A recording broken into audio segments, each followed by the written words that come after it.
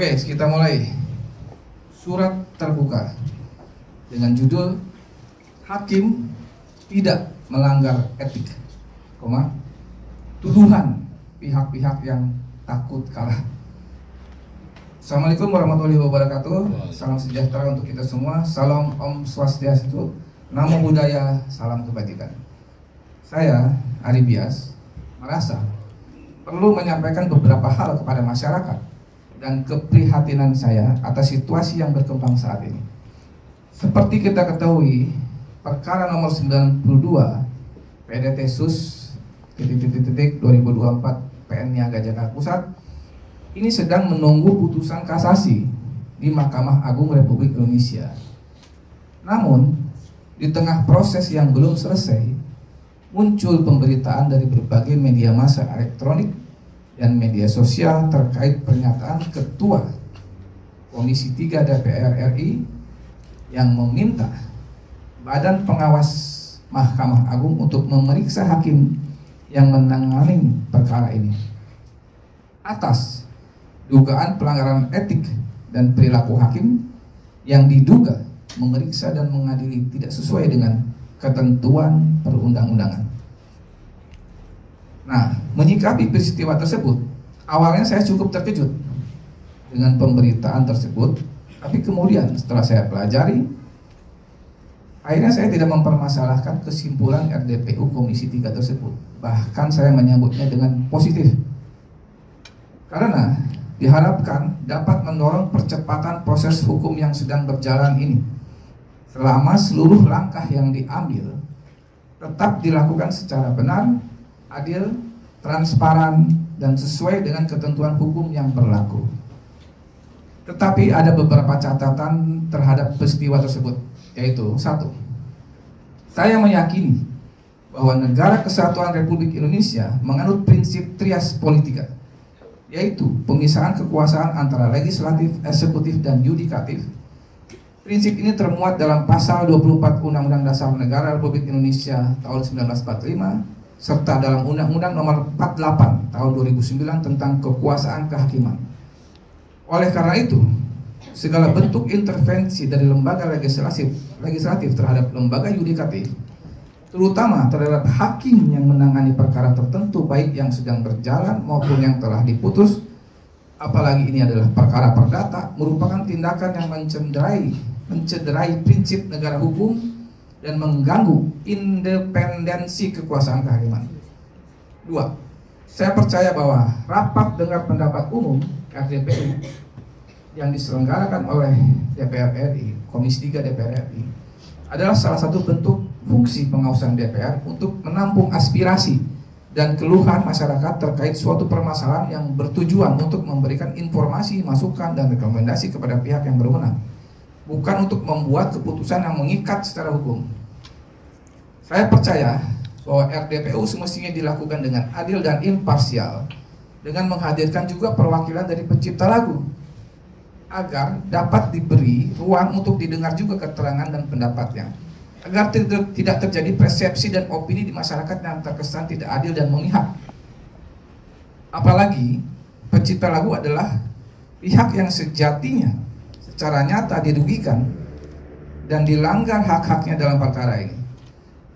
4. Saya percaya bahwa dengan hanya mendengarkan secara sepihak dalil dari organisasi masyarakat sebagai pengadu yang menamakan dirinya Koalisi Advokat Pemantau Peradilan, tanpa mengetahui dengan seksama apa sebenarnya keterangan dan alasan dari pencipta lagu, maka dikhawatirkan akan menimbulkan penilaian yang tidak utuh bagi Komisi 3 dan dikhawatirkan dapat menyesatkan opini publik serta mencederai prinsip keadilan dan keseimbangan informasi yang seharusnya dijunjung tinggi dalam forum rapat dengar pendapat umum DPR RI tersebut.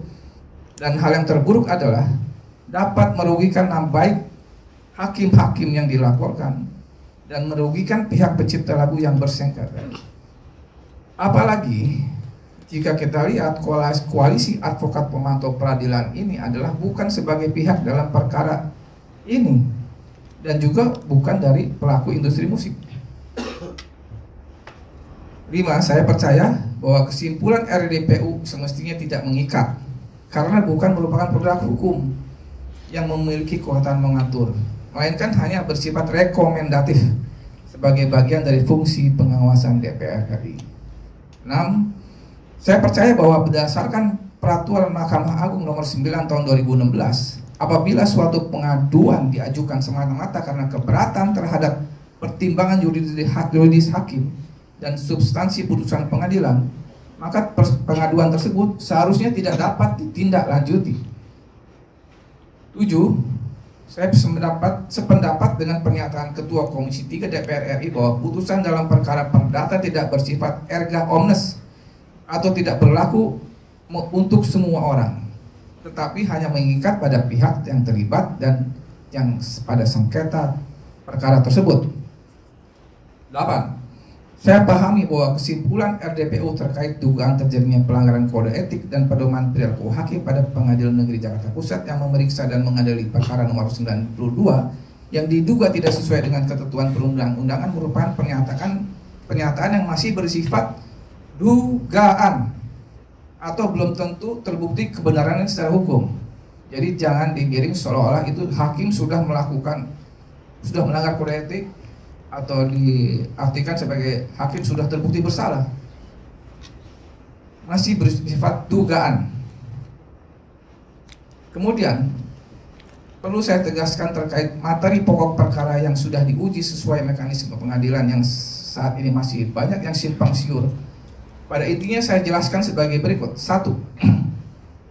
Pertanggungjawaban hukum untuk setiap orang yang menggunakan lagu dalam konser komersial tanpa ada izin atau lisensi dan tidak membayar royalti ke RMKM.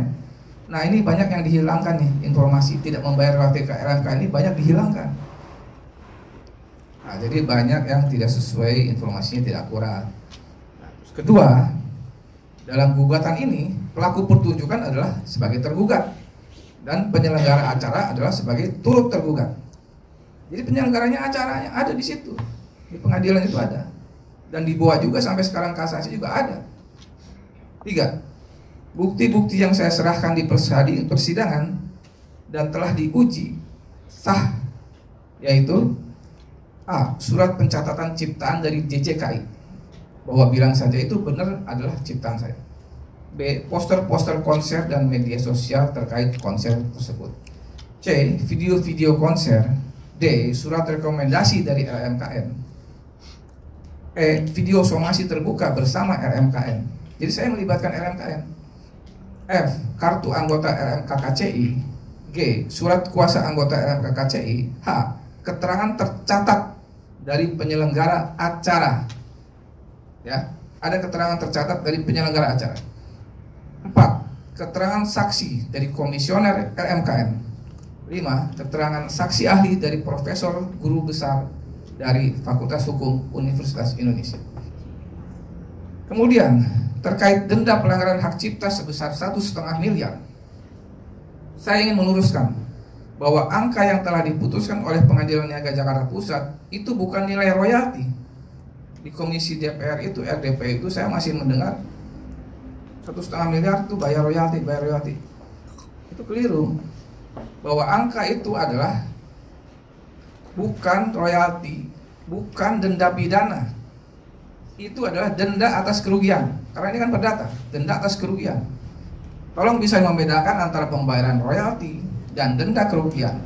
Kewajiban membayar royalti bisa dibayarkan melalui RMKM.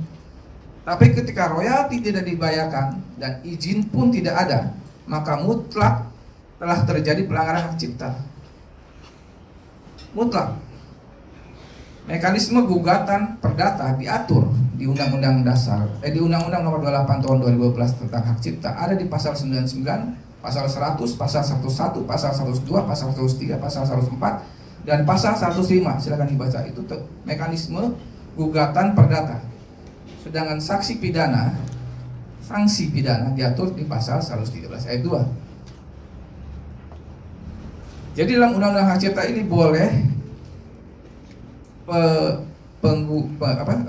pencipta lagu bisa melakukan dua upaya hukum, perdata dan pidana.